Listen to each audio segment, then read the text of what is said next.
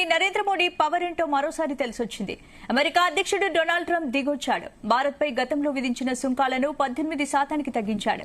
ఇక అమెరికా భారత్ మధ్య కుదిరిన వాణిజ్య ఒప్పందం దేశీయ స్టాక్ మార్కెట్లకు బూస్ట్ ఇచ్చింది. చాలా రోజుల తర్వాత స్టాక్ మార్కెట్లలో కొత్త ఉత్సాహం కనిపించింది. సెన్సెక్స్ ఏకంగా 2000 పాయింట్లు లాభపడింది. వరుసగా 4 రోజులు భారీగా క్రాష్ అయిన బంగారం, వెండి ధరలు పెరిగాయి. భారత్ అమెరికా డీల్లో ఏముంది, మనకొచ్చే ప్రయోజనాలేంటి, నెక్స్ట్ స్టాక్ మార్కెట్ ఎలా ఉండబోతుందో ఇవాళ డిఎన్ఏలో మా ఎడిటర్ భరత్ డిస్కస్ చేద్దాం.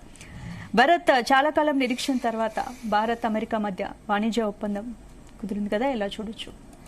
సో దాదాపు మనం ఒక 5-6 నెలలుగా దీని గురించి మాట్లాడుకుంటూనే ఉన్నాం. ఇక ఇవాళ అవుతుంది, రేపు అవుతుంది, మాపు అవుతుందని. బట్ ఎట్ లాస్ట్ 6 months తర్వాత ఎవరు ఊహించలేదు అవుతుంది. బడ్జెట్ ప్రవేశపెట్టిన మరుసటి రోజే ఇది అవుతుందని ఎవరు ఊహించలేదు. ఇంకా ఆలస్యం అవుతుందిలే, అవుతుందో కాదో అని అనుకున్న పరిస్థితి.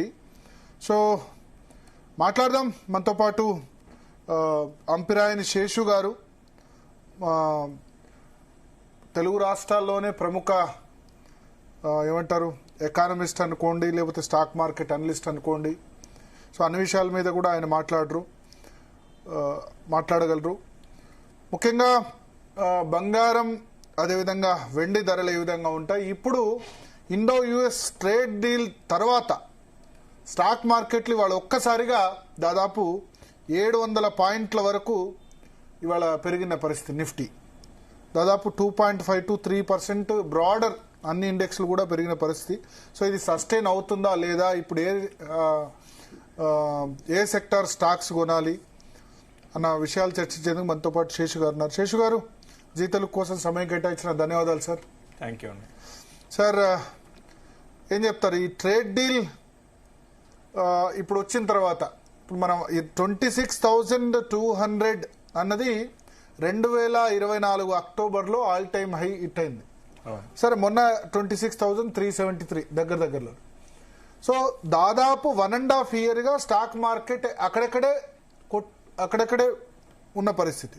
ప్రపంచంలో మిగతా దేశాలన్నీ స్టాక్ మార్కెట్లు కూడా ఆల్ టైమ్ హైలు, కొత్త రికార్డులు సృష్టిస్తుంటే మన ఎకానమీ ఏమో పెరుగుతోంది. But stock market, Nifty, stock మార్కెట్లో పెట్టుబడి పెట్టిన వాళ్ళకేమో లాభాలు రావట్లేదు. ఇంకోవైపు చూస్తే గోల్డ్ అండ్ సిల్వర్ ఏమో విపరీతంగా పెరిగిపోయిన పరిస్థితి, విపరీతంగా ప్రాఫిట్స్ వచ్చిన పరిస్థితి. సో ఇప్పుడు ట్రేడ్ డీల్ జరిగిన తర్వాత మీరేమంటారు? What should be the strategy of investors who are investing in equity markets?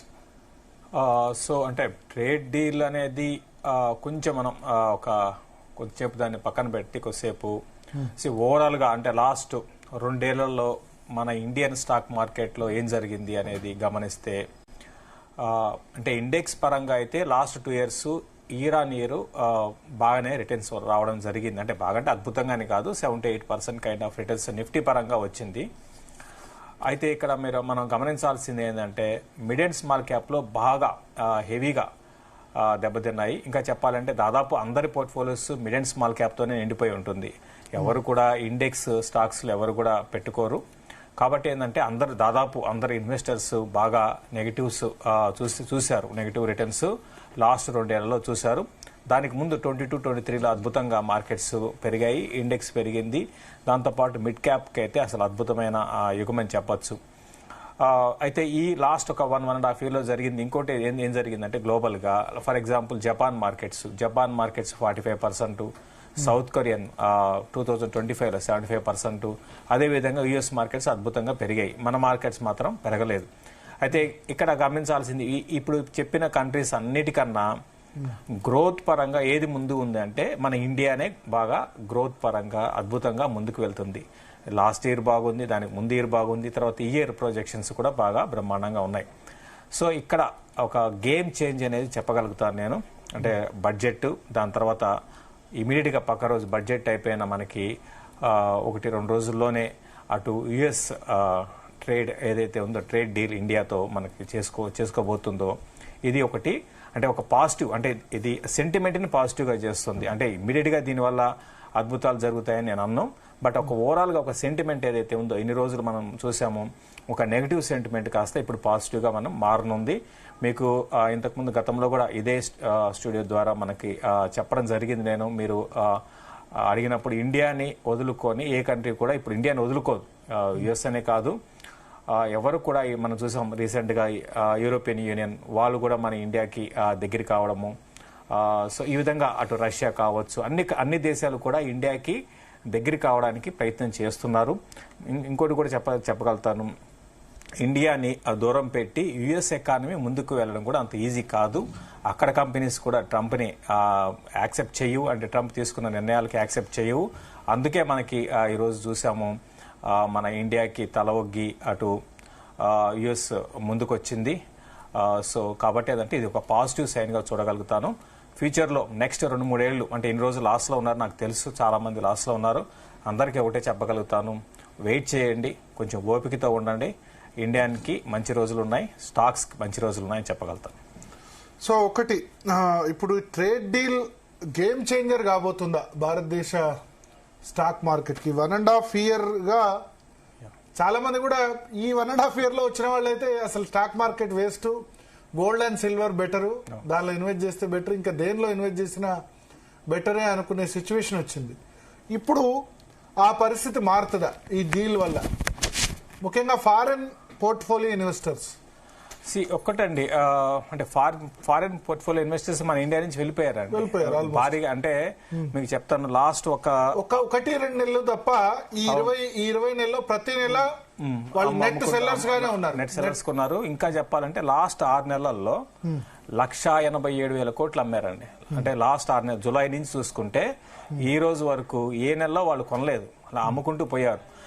ఇంకోటి ఏంటంటే ఫారిన్ పోర్ట్ఫోలియో ఇన్వెస్టర్స్ మన ఇండియాలో వాళ్ళ హోల్డింగ్స్ ఇప్పుడు చూస్తే హిస్టారిక్ లోలో ఉంది.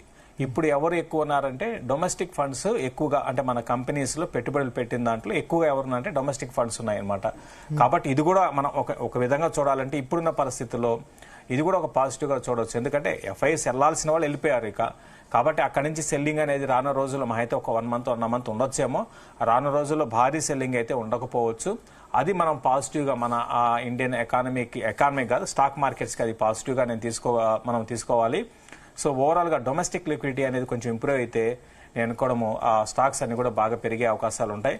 తర్వాత ఇంతకుముందు మీరు అన్నట్టుగా ఈ గోల్డ్ సిల్వర్ అండి, ఎక్కడ చూసినా కూడా ఈ గోల్డ్ గోలా మనం చూస్తున్నాము. అటు ల్యాప్టాప్ ఓపెన్ చేసినా, సెల్ ఫోన్ ఓపెన్ చేసినా కూడా అందరు కూడా ఇక గోల్డ్ సిల్వర్, ఇక ప్రతి ఒక్కరు కూడా కామన్ మ్యాన్ కూడా, అంటే ప్రతి ఒక్కరు కామన్ మ్యాన్ కాదు, ప్రతి ఒక్కరు కూడా గోల్డ్ సిల్వర్ కొనడానికి ప్రయత్నం చేశారు, కొన్నారు కూడా. ఎవరెక్కడ కొన్నా కూడా లాస్ట్ 2 ఏళ్లలో అందరికీ అద్భుతమైన రిటర్న్స్ గోల్డ్ నుంచి అటు సిల్వర్ నుంచి వచ్చింది. మరి ముఖ్యంగా సిల్వర్ అయితే అసలు ఇంకా చెప్పాల్సిన అవసరం లేదనమాట, అటువంటి రిటర్న్స్ వచ్చాయి. అయితే లాస్ట్ 3-4 రోజుల్లో మళ్ళీ ట్రెండ్ రివర్స్ అయిపోయింది. ఇక గోల్డ్ సిల్వర్ కూడా ఇక ఆగిపోయినాయి. ఇక్కడ నుంచి నేను అనుకోవడము గోల్డ్ సిల్వర్లో లాస్ట్ 2 ఏళ్ళు వచ్చిన ర్యాలీకి అయితే బ్రేక్ పడింది. అట్లీస్ట్ నేను అనుకోవడం 1.5 year గోల్డ్ సిల్వర్లో పెద్దగా పెరిగే అవకాశాలు అయితే లేవు. అంటే రీసెంట్ హైస్ ఏవైతే ఉన్నాయో అవి దాటి అక్కడి నుంచి ఇంకా పెరిగి మంచి రిటర్న్స్ వస్తాయితే అనుకొని ఇక్కడ స్మార్ట్ వర్క్ చేసి గోల్డ్ సిల్వర్లో ఇన్వెస్ట్ చేసిన, అంటే ప్యూర్ ఇన్వెస్టర్ పరంగా లైక్ ఈటీఎఫ్స్ కొన్న వాళ్ళు కావచ్చు, దాంతోపాటు ఈవెన్ బయట కూడా ప్యూర్ ఇన్వెస్ట్మెంట్ పరంగా కొన్న వాళ్ళు గోల్డ్ సిల్వర్లో ప్రాఫిట్ బుక్ చేసుకోమని చెప్తానండి. అంటే ఇప్పుడు ఆల్రెడీ పడ్డ తర్వాత ఇక్కడ ఇంకా పడేందుకు అవకాశం ఉందా? అంటే ఆల్రెడీ పడ్డాయి, కానీ ఎంత పెరిగాయి ఎంత పడ్డాయి అని చూసుకోవాలి. బట్ ఈ రోజు మళ్ళీ కొంచెం 5% గోల్డ్ పెరిగింది, సిల్వర్ 10% పెరిగింది. సో దగ్గర రీసెంట్ హై నుంచి 40% దగ్గర ఎగ్జాక్ట్ చెప్పాలంటే ఇంటర్నేషనల్ మార్కెట్లో ఏమో 37% మనకి సిల్వర్ పడడం జరిగింది. సో అంత పడినప్పుడు ఆబ్వియస్ గా మళ్ళీ ఒకటి 15% 12% మళ్ళీ రీట్రేస్ అంటే బౌన్స్ అవుతుందండి. సో ఆ బౌన్స్ అనేది ఈరోజు చూస్తున్నాం. కాబట్టి నేను అనుకోవడం ఇట్లా పెరుగుతున్నప్పుడే గోల్డ్ సిల్వర్లో ప్రాఫిట్ బుక్ చేసుకోమంటాను. మరీ ముఖ్యంగా ఫ్యూచర్స్లో చేసేవాళ్ళు చాలా జాగ్రత్తగా ఉండండి. ఫ్యూచర్స్లో పొజిషన్స్ హెవీగా తీసుకుంటారు వాళ్ళు మాత్రం ఏంటంటే ఎయిదర్ సైడ్ హెవీ మూవ్స్ ఉంటాయి, అంటే 10% పెరగడమో 10% పడ్డమో ఉంటాయి. కాబట్టి ఫ్యూచర్స్ చేసేవాళ్ళు ఇన్ని రోజులు లాంగ్ పొజిషన్స్ ఉన్న వాళ్ళు కొంచెం దూరంగా ఉండి వెయిట్ అండ్ వాచ్ చెప్తాను. సెటిల్ కానివ్వండి ప్రైసెస్. నెక్స్ట్ 1.5 month లో మాత్రం చాలా వోలటాలిటీ అటు కమాడిటీ మార్కెట్ లో ఉండే అవకాశాలు ఉన్నాయి. అంటే విచ్ ఇస్ రైట్ ప్రైస్ ఏమంటారు? గోల్డ్ ఒకవేళ తీసుకోవాలనుకుంటే, ఫ్రెష్ బయింగ్ చేయాలనుకుంటే ఎప్పుడు చేయాలి? అంటే ఇప్పుడు ఇమీడియట్ గా అయితే వద్దని చెప్తానండి, వెయిట్ చేయమంటాను. రైట్ ప్రైస్ అనేది ఎగ్జాక్ట్ గా మనం చెప్పలేము, ఎవరు కూడా ప్రెడిక్ట్ చేయలేరు. కాకపోతే డిమాండ్ అండ్ సప్లై వల్ల కారణంగా ఇటు గోల్డ్ డిమాండ్ బాగుంది కదా అని గోల్డ్ పెరగలేదు, అదేవిధంగా సిల్వర్ కి విపరీతమైన డిమాండ్ ఉంది, పెరగలేదండి. ఏమైందంటే లాస్ట్ 1 year లో అన్సర్టెనిటీ ఎక్కువైపోయింది. ట్రంప్ నిర్ణయాలు మరీ ఎక్కువగా అన్సర్టెనిటీ క్రియేట్ చేశాయి. దీంతో అటు వరల్డ్ బ్యాంక్స్, చాలా సెంట్రల్ బ్యాంక్స్ అన్ని కూడా ఇటు గోల్డ్ సిల్వర్లు కొనడానికి ప్రయత్నం చేశాయి. సో దాని కారణంగా తర్వాత ఇంకా ఎంతకుముందు చెప్పినట్టుగా ఒకసారి పెరగడం స్టార్ట్ అయితే ఎలా ఉంటుందంటే, స్టాక్ మార్కెట్స్ అయినా కావచ్చు, అటు గోల్డ్ సిల్వర్ ఏదైనా కానీ పెరగడం స్టార్ట్ అయితే ఇంకా పెరుగుతూనే ఉంటుంది. ఎక్కడ దాని ఎండ్ అనేది ఎక్కడ అవుతుందని చెప్పలేం. అయితే ఇప్పుడు రీసెంట్ గా వచ్చిన కరెక్షన్ ఏదైతే ఉందో అది మంచి కరెక్షన్ అని చెప్పగలుగుతాను. ఇంకా ఇక్కడ నుంచి గోల్డ్ నేను అనుకోవడము 1,20,000 దాకా మన ఇండియాలో ప్రైస్ పరంగా చూడాలి అంటే 1,20,000 దాకా రావడానికి, దాన్ని కూడా కొంచెం బ్రేక్ చేసి 1,05,000 దాకా రావడానికి కూడా అవకాశాలు అంటే గోల్డ్ ఉన్నాయి. అయితే 1,83,000 1,90,000 అనుకుంటా ఆల్ టైమ్ హై. సో 1,20,000 అయితే రావడానికి అవకాశాలు ఉన్నాయండి. అక్కడ ప్రయత్నం చేయొచ్చు. 1,20,000 దాకా గోల్డ్ రావచ్చు. సిల్వర్ అయితే మాత్రం ఇక్కడ నుంచి ఇంకా ఒక 40% పైన కరెక్షన్ సిల్వర్ లో నేను ఎక్స్పెక్ట్ చేస్తున్నానండి. సిల్వర్ 4,20,000 వరకు వెళ్ళింది, 4 lakhs అనుకోండి, 4 lakhs కి వెళ్ళింది. సో ఇంకా సిల్వర్ లో మనకి నేను అనుకోవడం ప్రైస్ ఇంకా తగ్గడానికి అవకాశం ఉందండి. ఎంత వరకు రావచ్చు అది ఎగ్జాక్ట్ గా అంటే అదే చెప్తున్నాను కదండి, ఇమీడియట్ గా అయితే మాత్రం నేను అనుకోవడము విచ్ ఇస్ అంటే బయింగ్ పాయింట్ ఎక్కడికి వస్తే అప్పుడున్న పరిస్థితుల్లో మనం నిర్ణయాలు తీసుకోవాలండి. అంటే 1,50,000 వచ్చే అవకాశం ఉందా? 1,80,000 వచ్చే అవకాశం ఉంది. 1,80,000 అంటే ఒకటే రోజు రాదు, అంటే over a period next 1.5 year లో జరిగే పరిణామాలు జరగవచ్చు. అది సో ఆ 1,80,000 వచ్చినప్పుడు కొనుగోలు చేయొచ్చా? అప్పుడు పరిస్థితులు అది మన అది కొంతమంది అంటారు కదా, అసలు సిల్వర్ కొన్ని సంవత్సరాలు పెరగకుండా అట్లే ఉన్నాయి. అందుకే చెప్తున్నాను, ఇప్పుడు వీటి జోలికి వెళ్ళాకండి, కొనాకండి. ఎందుకంటే ఇరుక్కుపోయారంటే బంగారం వద్దు, వెండొద్దు. ఎందుకంటే ఒక బ్రహ్మాండమైన బుల్ ర్యాలీ వచ్చింది. అంటే హిస్టరీలో ఇంతవరకు ఎప్పుడు కూడా ఇటువంటి బుల్ ర్యాలీ అనేది గోల్డ్ సిల్వర్ లో రాలేదండి.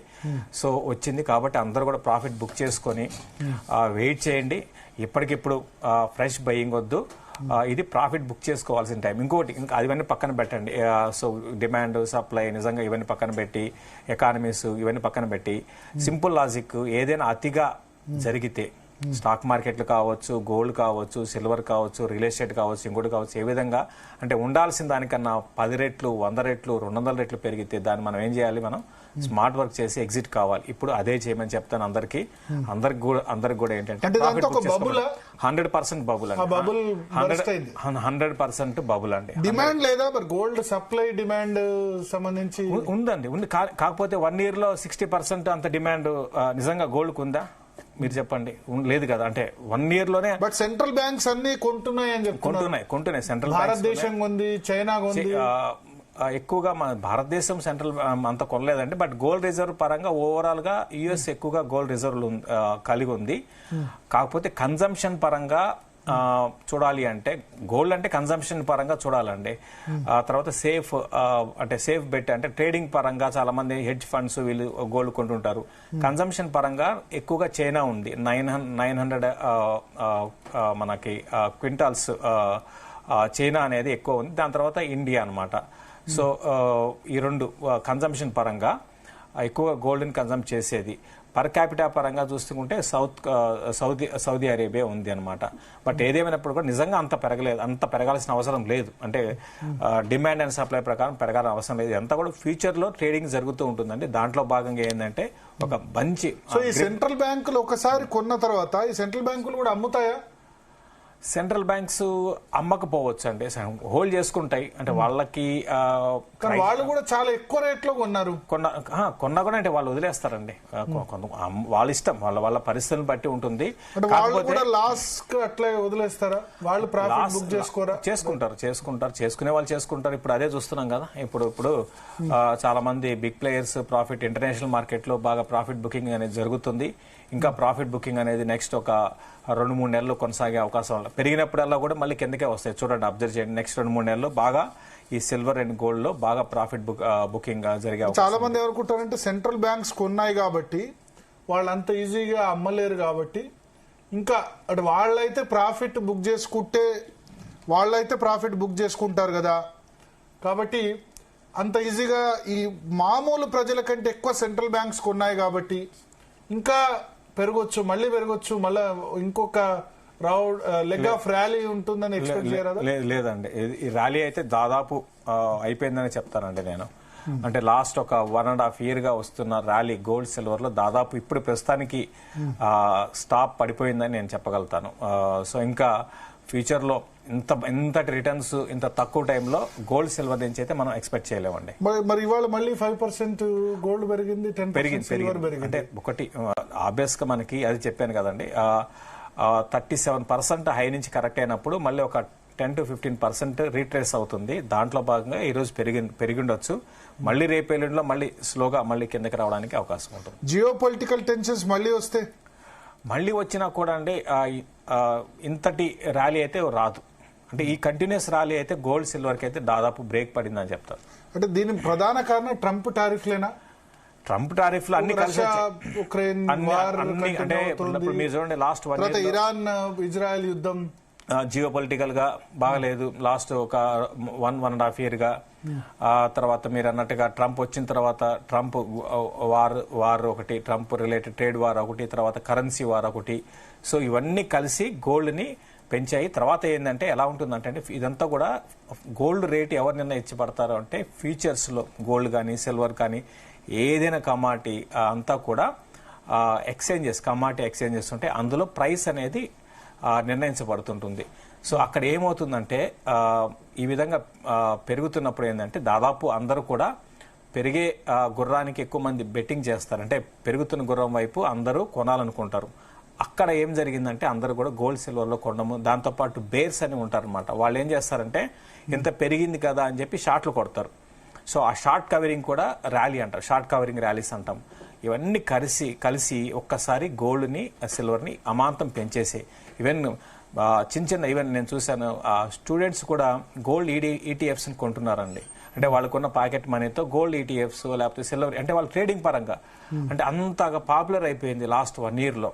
మీరు చూస్తే ఎంసీఎక్స్ కంపెనీ స్టాక్ కూడా బాగా వాల్యూమ్స్ స్టాక్ పెరిగింది. తర్వాత ట్రేడింగ్ కూడా ఎంసీఎక్స్ లో బాగా విపరీతమైన ట్రేడింగ్ అనేది లాస్ట్ ఒక 1.5 year లో పెరిగిందనమాట. సో ఇవన్నీ కూడా దేనికి సంకేతాలంటే సో జనాలు ఏ విధంగా ఈ గోల్డ్ సిల్వర్ ఆర్ కమాడిటీస్ వైపు లాస్ట్ 1 year లో మనకి వెళ్ళారు అనేది అర్థం చేసుకోవచ్చు అండి. ఓకే. ఇంకా స్టాక్ మార్కెట్ విషయానికి వద్దాం. సో ఇంతకుముందు డిస్కస్ చేసుకున్నట్టు ఫారెన్ పోర్ట్ఫోలియో ఇన్వెస్టర్స్ వీళ్ళు వెళ్ళడానికి, భారతదేశం నుంచి వెళ్ళడానికి ప్రధాన కారణం వాల్యుయేషన్స్ హైగా ఉండడమా, లేకపోతే ఇంకా వేరే ప్రపంచ మార్కెట్లో వేరేవి అట్రాక్టివ్ గా కనిపించడమా? ఎందుకు నెట్ బయర్స్ గా కంటిన్యూస్ గా ఉన్నారు, లేదా టారిఫ్సా? ఓకే. సో ఇక స్టాక్ మార్కెట్స్ కి వెళ్లే ముందు ఇప్పుడే మనం అనుకున్నాం కదా, ఎంసీఎక్స్ అంటే గోల్డ్ సిల్వర్ కావచ్చు, అల్యూమినియం జింక్ అంటే బేస్ మెటల్స్ కావచ్చు, తర్వాత అన్ని కమాడిటీస్ ట్రేడ్ అయ్యేది ఎంసీఎక్స్ అనమాట.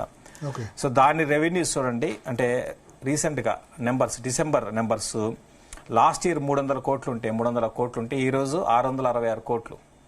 మీకు అర్థమైంది కదా, ఈ 3 నెలల్లో ఎంతమంది ఎంసీఎక్స్ లో గోల్డ్ సిల్వర్ కొనడానికి దీంట్లోకి వచ్చారు అంటే మోర్ దెన్ డబల్ అండి. డబల్ కాదు, మోర్ దెన్ డబల్. హిస్టరీలోనే ఇంత మంచి రిజల్ట్ ఇది ఇవ్వలేదు ఎంసీఎక్స్ అంటే ఒక క్వార్టర్లో. దీని అంతటికి ప్రధాన కారణం ఏంటి అంటే ప్రతి ఒక్కరు కూడా పోయి ఎంసీఎక్స్ లోకి వెళ్ళి అంటే గోల్డ్ సిల్వర్ కావచ్చు, అదర్ కమాడిటీస్, కాపర్ పెరిగింది, అన్ని పెరిగాయండి, కమాడిటీస్ అన్ని పెరిగాయి, బేస్ మెటల్స్ పెరిగాయి, ప్రెషియస్ మెటల్స్ పెరిగాయి. సో ఇదంతా కూడా ఏంటి అంటే ఈ లాస్ట్ 3 నెలల్లో జరిగిన పరిణామం అనమాట. కాబట్టి ఇక్కడ ఏంటంటే ప్రాఫిట్ బుక్ చేసుకోవాల్సిన సమయం. సరే, ఇక స్టాక్ మార్కెట్కి వద్దాం. ఇక మీరు అడిగిన పాయింట్, సో ఎఫ్ఐఎస్ ఎందుకు వెళ్తున్నారు మన ఇండియాని, ఇండియన్ ఎకానమీ బాగలేదా అన్నట్టు అడిగారు. ఇండియన్ ఎకానమీ మనం అద్భుతంగా ఉంది, బాగలేదు కాదండి. ఇనిషియల్గా నేను చెప్పినట్టుగా అద్భుతంగా మనం ముందుకు వెళ్తున్నాం, ఇంకా ముందుకు వెళ్తాము. సో వాళ్ళు అమ్మడానికి రకరకాల రీజన్స్ అనుకోండి. వాళ్ళకి ఏంటి అంటే ఎక్కడ అవకాశాలు ఉంటాయి, ఎక్కడ వాళ్ళకి క్విక్ రిటర్న్స్ కోసం మనం చూసాము ఈ మధ్య కొన్ని south Korean markets, other Asian markets, తర్వాత ఈవెన్ జపాన్ మార్కెట్స్లో మంచి ర్యాలీ అనేది ఉంది. సో దాన్ని వాళ్ళు యూటిలైజ్ చేసుకోవాలి. అంటే ఇక్కడ మన ఇండియన్ మార్కెట్స్ ఎటు వీక్ ఉంది కాబట్టి అటు వెళ్తే క్విక్ రిటర్న్స్ కోసం వెళ్ళినట్టు ఉన్నారు అనుకోవచ్చు. బట్ వాళ్ళు వెళ్ళినంత మాత్రాన మనకి మన ఇండియన్ స్టాక్ మార్కెట్స్ కుప్పకూలిపోవడం అనేది లేదు. ఇండెక్స్ పరంగా అయితే అసలు ఎటువంటి ప్రభావం చూపించలేదు. ఈ మిడ్ అండ్ స్మాల్ క్యాపిటల్ లో మాత్రం బాగా హెవీగా సెల్లింగ్ అనేది ఉంది. సో అది కూడా నేను కూడా ఇక్కడ నుంచి ఇండెక్స్ పరంగా కూడా పెరగలేదు కదా, 1.5 year అక్కడే ఉంది కానీ బట్ 8% రిటర్న్ వచ్చింది లాస్ట్ ఇయర్ ఓవరాల్ గా నిఫ్టీ. అంటే లాస్ట్ ఇయర్ అంటే మీరు జనవరి టు జనవరి ఉంటుంది. బట్ మీరు అన్నట్టుగా చూస్తే ఓవరాల్ గా లాస్ట్ 1.5 year లో ఇండెక్స్ పరంగా ఏం లేదు. 24 సెప్టెంబర్ లో 26,200 టచ్ అయింది. అవునవును. ఇప్పుడు నిన్న మొన్న చూస్తే 24,500 కూడా పడిపోయింది.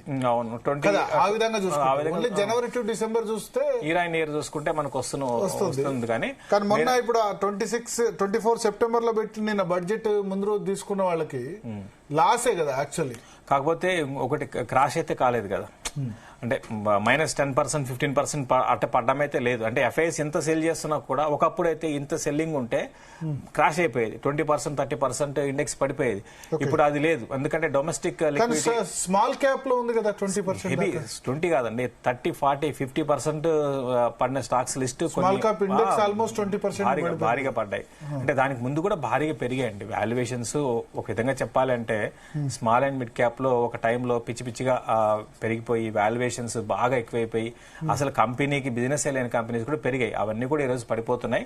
సో నేను కూడా ఇక్కడ నుంచి ఏవైతే మంచి బిజినెస్ ఉండి మంచి వాల్యుయేషన్స్ అట్రాక్టివ్ ఉన్న even mid and small cap వైపు స్టార్ట్ చేయమంటాను. అందరూ ఏంటంటే వద్దు ఇంకా పడతాయి అంటారు. అది కాదండి, బాగా పడుతున్నప్పుడే మనం కొనాలి. బాగా పెరుగుతూ అందరూ దాని గురించి మాట్లాడుకుంటే ఏమైపోతుంది, గోల్డ్ సిల్వర్ ఎట్లా బ్లాస్ట్ అయినాయో అట్లా బ్లాస్ట్ అవుతుంది. ఇప్పుడు ఏంటంటే అందరూ స్టాక్ మార్కెట్స్ మరీ ముఖ్యంగా మిడ్ అండ్ స్మాల్ కి దూరంగా ఉన్నారు. అది కరెక్ట్ కాదు. ఇప్పుడే స్లోగా, అంటే ఒకేసారి కొనమని కాదు, కొంచెం యాడ్ చేసుకోమని, స్మాల్ క్యాప్ ఇక్కడ కూడా కొనొచ్చు, కొంచెం యాడ్ చేసుకోమని చెప్తానండి. ఒక మంచి అవకాశం. అంటే నెక్స్ట్ మిడ్ క్యాప్ 100 పెద్దగా పడలేదు, ఆల్ టైమ్ హై దగ్గరలోనే ఉంది, 61,000 దగ్గరలోనే ఉంది. మిడ్ క్యాప్ లో అంత పెద్ద కరెక్షన్ ఏం అనిపించలేదు. అంటే మిడ్ క్యాప్ లో ఉంది కానీ కాకపోతే ఇక్కడ ఏంటి అంటే మనకి ఇండెక్స్, అంటే మిడ్ క్యాప్ ఇండెక్స్ అంటే కొన్ని సెలెక్టెడ్ స్టాక్స్ లో ఉంటాయి. కానీ ఓవరాల్ గా ఎంటైర్ మార్కెట్ బ్రెత్ గా చూసుకుంటే రోజుకి రోజు, అంటే ఈవెన్ మార్కెట్ బాగున్న రోజు కూడా డిక్లైన్స్ ఎక్కువ ఉంటున్నాయి. అంటే మెజారిటీ 95% స్టాక్స్ అన్ని కూడా 20 to 30% కరెక్ట్ అయినవే. 95% ఓవరాల్ గా ఉన్న అన్ని స్టాక్స్ లో. కాబట్టి ఇక్కడి నుంచి నేను అనుకోవడం ఏంటి అంటే కొంచెం ఆగడానికి అవకాశం ఉందండి. ఓకే, అంటే అడ్వాన్స్ కంటే డిక్లైన్స్ ఎక్కువ ప్రతిరోజు జరుగుతున్న పరిణామం ఇది. ఓకే, ఇప్పుడు ఇవాళ వచ్చిన ర్యాలీ సస్టైన్ అవుతుందా, ఇంకా ముందుకు వెళ్తుందా? ఇవాళ ఎఫ్ఐఐస్ చాలా రోజుల తర్వాత బయింగ్కి వచ్చారు. 5,426 కోట్లు total. MSCI capital market segment కూడా చూసుకుంటే ఎన్ఎస్సి బిఎస్సితో పాటు ఎంఎస్సిఐ కూడా చూసుకుంటే 5,236 కోట్ల బయింగ్ ఎఫ్ఐఎస్ లో కనిపించింది. డిఐఎస్ 1,014 కోట్లు. ఓకే అండి, అంటే ఈరోజు వచ్చింది గ్యాప్ అప్ అంటాం దీన్ని. అంటే ఒక పెద్ద పాజిటివ్ గ్యాప్ అప్ అంటాము. అయితే ఒక విధంగా పాజిటివ్ అంటే క్లోజింగ్ ఓకే, కానీ బట్ స్టార్టింగ్ వచ్చిన హై అయితే మళ్ళీ ఇంకా రాలేదు, అట్లనే స్లోగా కిందకే వచ్చింది. పర్లేదండి, ఇది ఒక బ్రేక్ అని చెప్తాను. అంటే మన గేమ్ స్టార్ట్ అయితే 26,200 దగ్గర ఓపెన్ అయింది. అవునవును. ఇది నేను ఇంకా చెప్పాలంటే ఒక మంచి ఏమంటాము, ఒక డౌన్ ట్రెండ్ కి బ్రేక్ పడినట్టు అని నేను అనుకుంటానండి. ఈ రోజు వచ్చిన ఏదైతే ఉందో ర్యాలీ ఏదైతే ఉందో, అంటే ఓవరాల్ గా క్లోజింగ్ అది అద్భుతమైన క్లోజింగ్ అని చెప్పను, కానీ అంటే మార్నింగ్ వచ్చిన హై రాలేదు కాబట్టి.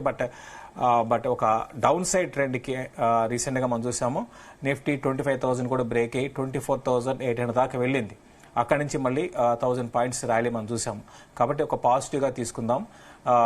ఇక్కడ నుంచి బెస్ట్ మనం అంటే బడ్జెట్ పరంగా అద్భుతంగా అని చెప్పలేం, కానీ పర్లేదు, okay kind of budget.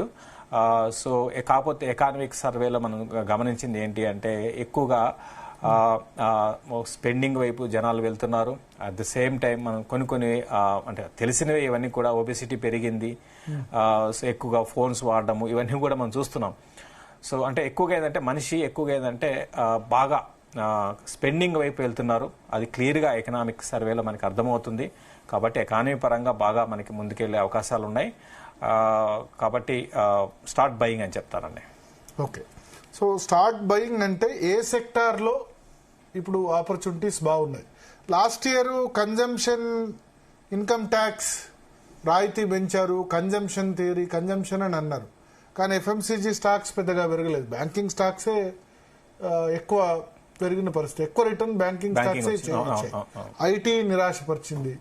Metals ఒకటి పెరిగింది, రియాలిటీ లేదు, ఇన్ఫ్రా పెరగలేదు. ఏవి పెరగలేదండి, ఏవి పెరగలేదు. మీరు అంటగా లాస్ట్ 1 year లో ఈ సెక్టర్ బాగా పెరిగింది అంటే ఏది పెరగలేదు. బ్యాంకింగ్ ఒకటి పెరిగింది, అంతకు మించి పెరిగింది సెక్టర్ మెటల్స్, బ్యాంకింగ్. మెటల్స్ పెరిగిందంటే గ్లోబల్ మెటల్ ర్యాలీ ఉంది కదా, దాని కారణంగా ఏంటంటే ఎట్లా ఉంటుందంటే అప్పుడు హిండాల్కో అల్యూమినియం ప్రైసెస్ పెరిగితే హిండాల్కో పెరుగుతుంది, కాపర్ ప్రైసెస్ పెరిగితే దానికి సంబంధించి హింద్ కాపర్ పెరుగుతుంది. సో ఆ విధంగా ఉంటుంది. సో బేసిక్ గా అవన్నీ అంటే 100% బేసిక్ కాదు, 100% దాని మీద డిపెండ్ అయి ఉంటాయి అనమాట. సో అవి పక్కన పెడితే మిగతా సెక్టర్లో ఏ పార్టిసిపేషన్ లేదు. అయితే ఎలా ఉంటుందంటే ఇప్పుడు ఏంటంటే అన్ని ఒక్కొక్క సెక్టర్ యాక్టివ్గా పార్టిసిపేషన్ అయ్యే అవకాశాలు ఉన్నాయి. ఫస్ట్ ఒకటి కన్జంప్షన్. మీరు కన్జ్యూమర్ ఇప్పుడు అనుకున్న కన్జ్యూమర్ స్పెండింగ్ అనేది పెరుగుతూనే ఉంది కాబట్టి కన్జంప్షన్ థీమ్ మీదే ఉండమని చెప్తాను. అంటే ఎఫ్ఎంసీజీ మీరు అన్నారు, ఎఫ్ఎంఈజీ అంటే ఎఫ్ఎంఈజీ సెక్టర్ ఒకటి. అంటే ఎటువంటి స్టాక్స్ ఎఫ్ఎంఈజీలో చెప్తానండి, అది కూడా మనం ముందు సెక్టర్ మనం మాట్లాడుకుందాం. తర్వాత లైక్ ఇన్ఫ్రా ఒకటి. ఇన్ఫ్రాకి మీరు అబ్జర్వ్ చేస్తే బడ్జెట్ లో ఇన్ఫ్రాని కాకుండా హైవేస్ మీద ఎక్కువ ఫోకస్ చేస్తున్నారు. మీరు గమనించండి, హైవేస్ ని బాగా పెంచాలి అంటే హైవేస్ కి ఎక్కువ డబ్బులు అలొకేషన్స్ అనేది నెక్స్ట్ రాబోతున్నాయి. కాబట్టి అది హైవే రిలేటెడ్ స్టాక్స్ ఏవైతే ఉంటాయో అటువంటి ఇన్ఫ్రాలో లైక్ ఫర్ మీరు అడిగారు కదా స్టాక్స్, జిఆర్ ఇన్ఫ్రా ఒకటి ఉంది. నేషనల్ హైవేస్ ప్రాజెక్ట్స్ చేసే కంపెనీ. 70% వీళ్ళకి ఎక్కువగా హైవేస్ మీదే వీళ్ళు ఫోకస్ ఉంది, బిజినెస్ ఉంది, అటువంటి కంపెనీస్. తర్వాత మీరు రైల్వేలో బడ్జెట్ అలొకేషన్ పరంగా తక్కువే, కాకపోతే ఏంటంటే కొత్త ఆలోచనతో ముందుకు వెళ్తుంది, కొత్త ట్రైన్స్ ని ప్రవేశపెట్టబోతుంది. కాబట్టి రైల్వే రిలేటెడ్ స్టాక్స్ ని కూడా లాంగ్ టర్మ్ కోసము ఇన్వెస్ట్మెంట్ కి ప్లాన్ చేసుకోవచ్చు. రైల్వే రిలేటెడ్ ఎటువంటి అండి? చాలా ఉన్నాయి రైల్వేలో లైక్ ప్రైవేట్ కంపెనీస్ వెళ్ళొచ్చు, తర్వాత ఈవెన్ పిఎస్యు కంపెనీస్ కూడా కొన్ని ట్రై చేయొచ్చండి. ప్రైవేట్ కంపెనీస్లో లాస్ట్ 1 year నుంచి బాగా వీక్గా ఉన్న కంపెనీ టెక్స్మాక్ వీక్గా ఉంది, అయినా సరే కొనుక్కోవచ్చు. ఇటువంటి కంపెనీస్ని లాంగ్ టర్మ్ కోసం ఇప్పుడు ఇమీడియట్గా అద్భుతాలు ఉంటుందని చెప్పలేం, కానీ ట్రై చేయొచ్చండి. టెక్స్మాక్ రైలు ఒకటి కొనుక్కోవచ్చు. ఓకే, సో ఇన్ఫ్రా ఒకటి బాగుంటుంది. ఎఫ్ఎంఈజీ ఫాస్ట్ మూవింగ్ ఎఫ్ఎంఈజీ కూడా కన్స్యూమర్ స్పెండింగ్ ఉన్న ఎఫ్ఎంఈజీలో ఉన్న స్టాక్స్ ఒకటండి. కన్స్యూమర్ స్పెండింగ్ మీద అంటే like for example Amber Enterprises ఉంది. ఓకే, దాన్ని మనం తీసుకోవచ్చు. అంబర్ ఎంటర్ప్రైజెస్ ఇంకా పెరగడానికి అవకాశాలు ఉన్నాయి.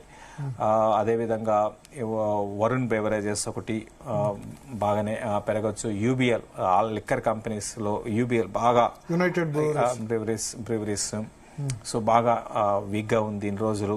ఇటువంటిది నెక్స్ట్ 1 year ప్లాన్ చేసుకుంటే, 1 year కాదు 1.5 years 2 years ప్లాన్ చేసుకుంటే మీకు మంచి రిటర్న్స్ రావడానికి అవకాశం ఉంటుంది. ఓకే సార్, సో మిగతా ఇప్పుడు ఇన్ఫ్రాస్ట్రక్చర్ ఒకటి చెప్పారు, ఎఫ్ఎంఈజీ ఒకటి చెప్పారు. ఐటీ కానీ ఫార్మా కానీ ఈ 2 సెక్టార్స్ ఫ్యూచర్ ఎట్లా ఉంటుంది? అంటే ట్రంప్ టారిఫ్స్ వీటి మీద విధించలేదు, కానీ ఇండైరెక్ట్ గా ఎఫెక్ట్ అయ్యే ట్రంప్ టారిఫ్స్ వేస్తారు అని చెప్పి ఫార్మా ఇక్కడ మా దగ్గర అమెరికాలో ప్రొడ్యూస్ చేయకపోతే నేను ఇక్కడే తయారు చేయాలి, ఫార్మా ఇక్కడ ప్లాంట్స్ ఉంటేనే టారిఫ్ వేయను అని చెప్పి హెచ్చరించారు. ఐటీకి కూడా ఇండైరెక్ట్ గా కొంత తగిలింది. H1B వీసాలు, మిగతా ఇష్యూస్, ఆర్టిఫిషియల్ ఇంటెలిజెన్స్ లో వెనుకబడడం, ఇటువంటి ఇష్యూస్ అని ఉన్నాయి. సో ఈ 2 సెక్టార్ల భవిష్యత్తు ఎట్లా ఉండబోతుంది రాబోయే రోజుల్లో? ఒకటే, ఫార్మాకైతే ఎటువంటి దిగులు పడాల్సిన అవసరం లేదండి. ఫార్మా అనేది లాస్ట్ ఒక 6-7 ఏళ్లలో మన ఇండియన్ ఫార్మా కంపెనీస్ గ్లోబల్గా క్యాప్చర్ చేసాయి, గ్లోబల్ మార్కెట్స్ని క్యాప్చర్ చేసాయి. కాబట్టి ఎవరు కూడా భయపడాల్సిన అవసరం లేదు. తర్వాత ట్రంప్ ఇంతకుముందు చెప్పింది ఏంటి అంటే, సో మా దగ్గరే మా యుఎస్లోనే ఎవరైతే యుఎస్లోనే వాళ్ళు అంటే మ్యానుఫ్యాక్చరింగ్ అక్కడే చేసుకుంటూ అక్కడే అమ్ముకుంటే వాళ్ళకి మేము సపోర్ట్ చేస్తామన్న ఉద్దేశంతో అటువంటివి చెప్పారు. బట్ అది ఇంపాసిబుల్ అండి. ఎందుకంటే అక్కడ చేసి, అక్కడ తయారు చేసి, అక్కడ ఇన్ఫ్రాస్ట్రక్చర్ పెట్టుకొని అక్కడ చేయాలంటే చాలా కాస్ట్ అనేది ఎక్కువైపోతుంది. అడిదిరిగి కంపెనీస్కి బెనిఫిట్ ఉండదు, కన్జ్యూమర్కి బెనిఫిట్ ఉండదు. కాబట్టి ఏంటంటే మన ఇండియన్ ఫార్మా కంపెనీస్ అన్నిటి కూడా మంచి ఫ్యూచర్ ఉండే అవకాశాలు ఉన్నాయి.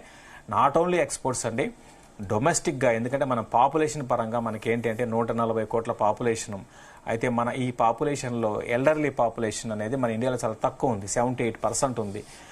నెక్స్ట్ 10 ఏళ్లలో ఈ పెద్దవాళ్ళ సంఖ్య అంటే ఎల్డర్లీ పాపులేషన్ బాగా పెరిగే అవకాశాలు ఉన్నాయి. సో కాబట్టి ఏంటంటే అంటే ఎల్డర్లీ పాపులేషన్ పెరిగితే ఆటోమేటిక్గా ఫార్మా కంపెనీస్కి చాలా పాజిటివ్ అంశం అన్నమాట, ఫార్మాకు తర్వాత హాస్పిటల్స్కి. కాబట్టి ప్రతి ఒక్కరు కూడా ఈ ఫార్మా అండ్ హాస్పిటల్స్ని మీరు అన్ని పక్కన పెట్టి మర్చిపోండి. ప్రపంచం ఎటుపోయినా కూడా ఈ 2 సెక్టార్లు ముందుకు వెళ్లేదే కానీ వెనక్కి వెళ్లే అవకాశాలే తెలియదు. 2 కూడా బాగుంటాయని నేను అనుకుంటున్నాను.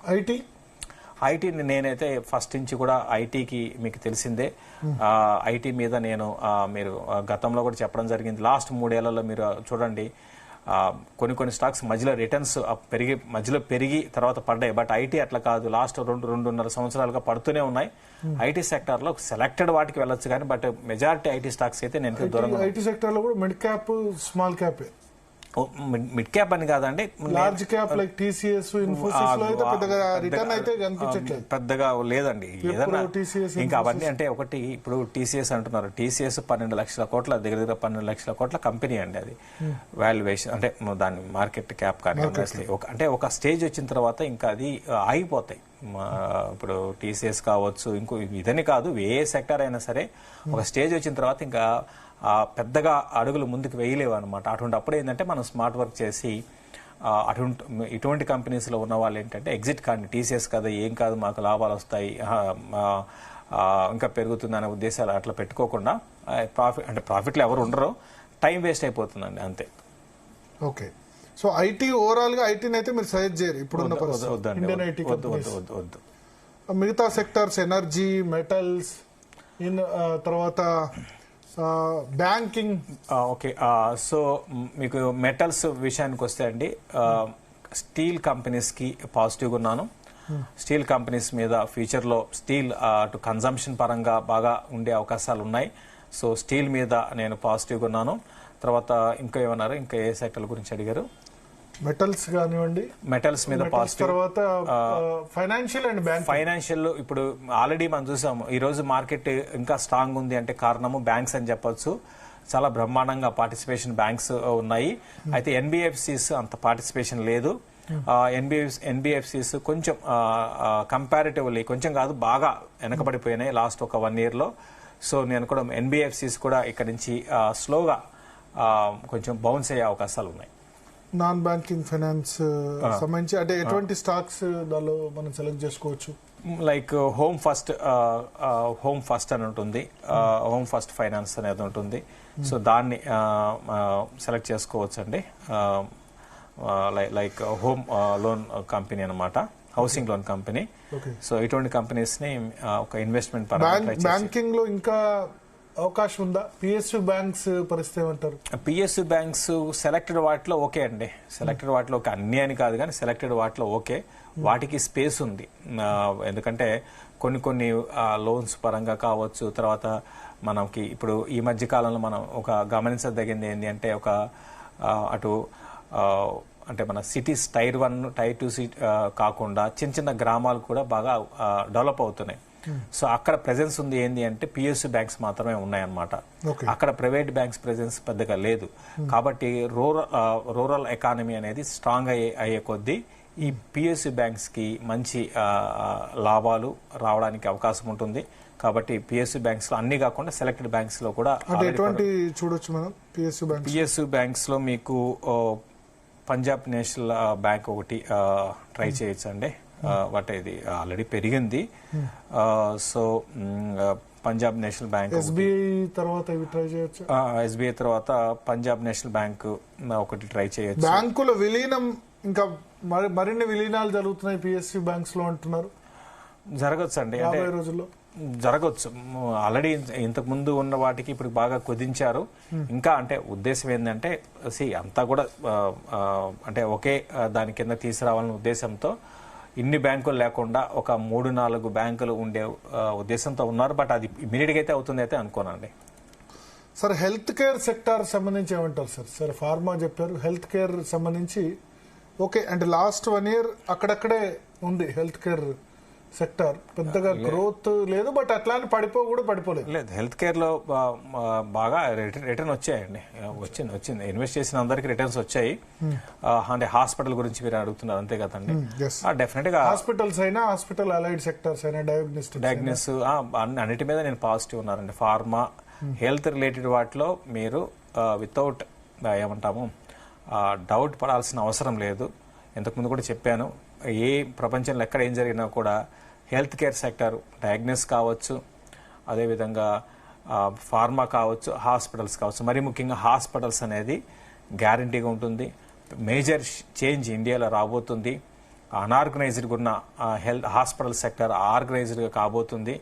కార్పొరేట్ స్టైల్ హాస్పిటల్స్కే ఫ్యూచర్ ఉంటుంది. కాబట్టి డెఫినెట్గా హాస్పిటల్లో నేను మీకు తెలిసిందే, మేము కూడా హెల్త్ కేర్లో ఎంటర్ అవుతున్నాం. సో పదే చెప్తూ ఉంటాను, health care is going to be the next decadal థీమ్గా పెట్టుకొని ఇన్వెస్ట్మెంట్ చెప్తాను. అంటే దీనికి కూడా సాచురేషన్ అంటూ ఉండదా? లాస్ట్ 2-3 years లో బాగా పెరిగాయి కదా హెల్త్ కేర్, ఆల్మోస్ట్ అన్ని స్టాక్స్. అంటే ఒకటి గమనించాలి, అంటే మనకి పాపులేషన్ పరంగా మనది 140 crores ఉందండి. సో ఒక ఇంట్రెస్టింగ్ ఏంటంటే మన ఇండియాలో స్టార్టింగ్ ఇనిషియల్ గా నేను చెప్పినట్టుగా ఎల్డర్లీ పాపులేషన్ బాగా పెరుగుతున్నారు. తర్వాత ఒకప్పుడు ఒక ఏదైనా హెల్త్ ప్రాబ్లం వస్తే ఒక 5 లక్షలు 6 లక్షలు ఖర్చు పెట్టుకోలేని వాళ్ళు ఈరోజు 20 లక్షలైనా సరే హెల్త్ మీద ఖర్చు పెట్టుకోవడానికి రెడీగా ఉన్నారంటే వాళ్ళ ఫైనాన్షియల్ గా స్ట్రాంగ్ గా అయ్యారనమాట. దీంతో పాటు ఇంకొక మార్పు ఏంటి అంటే ఇండియాలో లాస్ట్ ఒక 3-4 ఏళ్లలో ఈ డాక్టర్స్ అవైలబిలిటీ అనేది మన ఇండియాలో బాగా పెరిగిపోయింది. అది కూడా పాజిటివ్ అంశం కాదు. అంటే సూపర్ స్పెషలైజేషన్ అంటాము, అది బాగా పెరిగింది. ఈవెన్ ఈ రోజు కూడా మన ఇండియాలో 1000 పాపులేషన్ కి ఉన్న బెడ్స్ ఎంత అంటే 1.3 బెడ్స్ మాత్రమే ఉన్నాయి. మనకు ఉండాల్సిన బెడ్లు దగ్గర 1000 పాపులేషన్ కి 3-4 బెడ్స్ ఉండాలి. ఆ 3-4 బెడ్స్ వెళ్ళాలి అంటే ఇంకెన్నేళ్ళు పడుతుందో ఆలోచించండి. కాబట్టి ఏంటంటే ఎంతో పొటెన్షియల్ ఉంది. కాబట్టి నెక్స్ట్ 10 ఏళ్ళ వరకు ఎటువంటి డోకా అయితే లేదండి. సార్ నిఫ్టీ పరంగా చూస్తే ఇప్పుడు ఈ ఇయర్ ఎండ్ కల్లా 30,000 మార్క్ చేరేందుకు అవకాశం ఉంటుందా? అంటే ఇప్పుడున్న దానికంటే ఆల్మోస్ట్ 20% రిటర్న్ ఇవ్వచ్చా? లాస్ట్ 2 years గోల్డ్ ఎక్కువ రిటర్న్ ఇచ్చింది ఈక్విటీ మార్కెట్స్ కంటే. అవునండి, గోల్డ్ ఎక్కువ రిటర్న్ కాదు, భారీ రిటర్న్స్ లాస్ట్ 2 ఏళ్లలో. ఇంకా చెప్పాలంటే జస్ట్ ఒక 2.5-3 years బ్యాక్ అన్నమాట గోల్డ్ CAGR గాని చూస్తే 8.2% మాత్రమే ఉండేది. అంటే ఈ 3 ఏళ్లలో పెరిగింది కాస్త చూసుకుంటే 8.2 కాస్త మోర్ దెన్ 10%, అంటే దగ్గర 12% దాకా వెళ్ళిపోయింది గోల్డ్ CAGR అనమాట. అయితే ఇక్కడ మనకి నిఫ్టీ అనేది అంటే ఇండెక్స్ పరంగా వెనకబడిపోయింది. వెళ్ళడానికి అవకాశం ఉంది. 20% కాకపోయినా కూడా 15% అయితే నేను ఇక్కడ నుంచి ర్యాలీ ఉండొచ్చు. దానికంటే ముందు నేను కూడా ఫస్ట్ నెక్స్ట్ 2-3 నెలల్లో అందరికీ చెప్పేది ఏంటంటే మంచి quality mid and small cap లో ట్రై చేయండి, ఇన్వెస్ట్మెంట్ ట్రై చేయండి. 2-3 నెలల్లో బాటం ఫామ్ అయ్యే అవకాశాలు ఉన్నాయి. ఈ ఇయర్ ఎండింగ్ అంటే సెకండ్ హాఫ్ లో అంటే జూలై ఆగస్టు ఆ టయానికి మిడ్ అండ్ స్మాల్ క్యాప్ లో ర్యాలీ అనేది రావడానికి అవకాశాలు బాగా. బాటం ఆల్రెడీ ఫామ్ అయిందా? బాటం మొన్న 24,500 బడ్జెట్ రోజు అది నిఫ్టీ ఫామ్ అయింది. మిడ్ అండ్ స్మాల్ క్యాప్ లో ఈ నెక్స్ట్ స్మాల్ క్యాప్ ఆల్మోస్ట్ 16,000 దాకా వచ్చింది. అంటే ఏప్రిల్, ఫిబ్రవరి, మార్చ్, ఏప్రిల్ లో 14,000 వరకు స్మాల్ క్యాప్ 100 14,200 వచ్చింది. ఆ తర్వాత మళ్ళీ 19,000 పెరిగింది. అవునండి, మొన్న 16,000 15,900 దాకా పడిపోయింది. అవును. ఇక్కడ నుంచి ఏంటంటే మిడ్ అండ్ స్మాల్ క్యాప్ లో ఒక యూటర్న్ తీసుకునే అవకాశాలు కనపడుతున్నాయి. అంటే వాల్యూ స్టాక్స్ అన్ని, అంటే మిడ్ అండ్ స్మాల్ క్యాప్ అంటే అన్ని కొనమని కాదు, స్టడీ చేయండి, ప్రాపర్ గా స్టడీ చేయండి. ఆ బిజినెస్ మీద మీకు అవగాహన ఉంటే దాన్నే కొనండి, అంతేగాని బ్లైండ్ గా ఏదంటే అది కొనకండి. మంచి కంపెనీస్ చాలా ఉన్నాయి, వాటిలో మీరు కొనడానికి ప్రయత్నం చేయండి. రియల్ ఎస్టేట్ ఏమంటారు? గోల్డ్ బెటరా, రియల్ ఎస్టేట్ బెటరా? ముఖ్యంగా హైదరాబాద్ లేకపోతే అమరావతిలో లాస్ట్ 1.5 year గా అయితే స్తబ్దుగా ఉంది. పెరిగే ఛాన్స్ ఉందా హైదరాబాద్ రియల్ ఎస్టేట్ రంగం ఇంకేమన్నా? ఇంకా హైదరాబాద్ లో అంటే ఇప్పుడు ఉండాల్సిన దానికంటే ఎక్కువ మనకి చూస్తున్నాము. సో అంటే మేము చూస్తున్న అపార్ట్మెంట్స్ కానివ్వండి, చాలా ఎక్కువగా అన్సోల్డ్ హౌసెస్ మనం డేటా కానీ గమనిస్తే చాలా ఎక్కువగా కనపడుతున్నాయి. కాబట్టి ఏంటంటే ఇక్కడి నుంచి భారీగా అయితే పెరిగే అవకాశాలు లేదు, బట్ అట్లనే పెద్ద పడుతుందని కాదండి. ఓకే, అద్భుతమైన రిటర్న్స్ అయితే రియల్ ఎస్టేట్ లో నెక్స్ట్ 1.5 year లో పెద్దగా మనం ఎక్స్పెక్ట్ అయితే చేయలేమండి. సో మీ ఉద్దేశం ఇప్పుడు real estate, gold, stock market అంటే మీరు ఈక్విటీలోనే ఇన్వెస్ట్ చేయాలి. ఇది ఈక్విటీ ఎందుకంటే బాగా పడ్డాయి కాబట్టి, అంటే ఏదే 2 years 3 years back mid cap లో ఆ ర్యాలీలో మీరు కొనమని చెప్పలేదు. బట్ ఇప్పుడు ఏంటంటే సెలెక్టెడ్ మిడ్ క్యాప్ లో వెళ్ళమని చెప్తాను. గోల్డ్, సిల్వర్ లాంటి దాంట్లో ప్రాఫిట్ బుక్ చేసుకోమంటాను. రియల్ ఎస్టేట్ లో న్యూట్రల్, పెద్దగా పెరుగుతుంది పెద్దగా పడుతుంది కాదు, న్యూట్రల్ అన్నమాట. ఇప్పుడు Tier 2 సిటీస్ అక్కడ కూడా చాలా, తెలంగాణ రాష్ట్రం వచ్చిన తర్వాత తెలంగాణ చాలా చోట్ల కూడా భూముల ధరలు పెరిగిపోయాయి. తెలంగాణ 50% కూడా అందులో చాలా చోట్ల 50% కూడా అమ్ముదామంటే కొనేవారు లేని సిచ్యువేషన్. అదిన తర్వాత ఏమైందంటే అండి, అసలు ఊరికే రేట్లు ఏంటంటే ఆ విధంగా ఆర్టిఫిషియల్ గా పెరిగాయండి. సో అక్కడ జరిగింది ఏంటి అంటే, ఇంత రేట్ చెప్తున్నారు, నిజంగా కొనాలని ఇప్పుడు మనం అమ్మాలని చూస్తే మాత్రం ఆ రేట్ ఎవరు కూడా తీసుకోవటం లేదు. రియల్ ఎస్టేట్ లో ఉన్న ఏంటి అంటే, ఇప్పుడు ₹1,00,000 ఉందని చెప్తారు, మనం దాన్ని అమ్మాలి అంటే మాత్రం 70,000 60,000 చెప్తున్నారండి. ఆ విధంగా ఉంది పరిస్థితి. కాబట్టి అదిను తర్వాత ఇంకోటి ఏంటంటే, లాస్ట్ ఒక 3-4 ఏళ్లలో మనం చూసాము చాలా మేజర్ చేంజ్ ఏంది అంటే, అదర్ ఇన్వెస్ట్మెంట్స్ అంటే అదర్ అసెట్ క్లాసెస్ వైపు ఎక్కువ జనాలు మొగ్గు చూపుతున్నారు. అటు గోల్డ్ కావచ్చు, సిల్వర్ కావచ్చు, మనం చూసాము. ఇప్పుడు MCX నెంబర్స్ అసలు అద్భుతమైన నెంబర్స్ అనమాట. MCX అంటే చాలా మంది పోయి మెటల్స్ లో ఇన్వెస్ట్ చేయడం ఇన్వెస్ట్మెంట్ కాదు, ట్రేడింగ్ చేస్తున్నారు అనమాట. ఇటువంటివన్నీ చూస్తున్నాం. అదేవిధంగా కొత్త కంపెనీస్, మెటల్ ఇన్వెస్ట్మెంట్ కూడా ఇటువైపు వచ్చే అవకాశం ఉందా పడిపోతే? ఆబ్వియస్ గా ఇప్పుడు ఎవరైనా పెరుగుతుంటే వెనకాల పడతారండి. పడ్డం స్టార్ట్ అయితే దానికి దూరంగా ఉంటారు కదా, భయంతో దూరంగా ఉంటారు. దూరంగా ఉన్నప్పుడు ఆ డబ్బులు ఏం చేయాలి, మళ్ళీ ఏది పెరిగే దాంట్లో వెళ్తారు. అట్లా ఈ మారుతూ ఉంటుందండి. అంటే ఒక 1-2 years ఒక సెక్టార్, 1-2 years అంటే లైక్ ఒక 2 ఏళ్ళు స్టాక్ మార్కెట్లు, ఒక 2 ఏళ్ళు మెటల్స్, ఇంకొక 2 ఏళ్ళు రియల్ ఎస్టేట్, ఈ విధంగా మారుతూ ఉంటుందన్నమాట. సో ఇదొక సైకిల్ ఇది. బట్ అల్టిమేట్గా ఇప్పుడు అన్ని అసెట్ క్లాసెస్ లో మనం చూసుకుంటే ఓవరాల్ గా లాంగ్ టర్మ్ రిటర్న్ ఇచ్చింది ఏంటంటే ఈక్విటీ మార్కెట్స్ ఫస్ట్, అదేనండి. ఓకే, థ్యాంక్ యూ శేషు గారు. సో మొత్తానికి శేషు గారు అయితే చెప్తున్నారు, ఇప్పుడు ఇండో-US ట్రేడ్ డీల్ జరిగిన తర్వాత గోల్డ్, రియల్ ఎస్టేట్, ఈక్విటీస్ ఈ మూడిట్లో ఇన్వెస్ట్మెంట్లో ఏది బెస్ట్ అని చెప్తే అది ఈక్విటీ మార్కెట్సే. Especially mid and small cap stocks, దానిలో వాల్యూ చాలా మంచి ఫండమెంటల్స్ ఉన్న స్టాక్స్ ఖచ్చితంగా తీసుకుంటే చాలా మంచి గ్రోత్ కూడా ఉంటుందని ఆయన చెప్తున్నారు. ఇది ఒక్కటే హైడీల్ ఉండే ఇండో-US ట్రేడ్ డీల్ అనేది, అది కూడా అయిపోయింది. కాబట్టి ఖచ్చితంగా ఈక్విటీస్లో ఇన్వెస్ట్ చేయొచ్చు. ఇక గోల్డ్, సిల్వర్ ఇన్వెస్ట్మెంట్ విషయంలో మాత్రం ఖచ్చితంగా కాషియస్గా ఉండాలని ఆయన హెచ్చరిస్తున్నారు.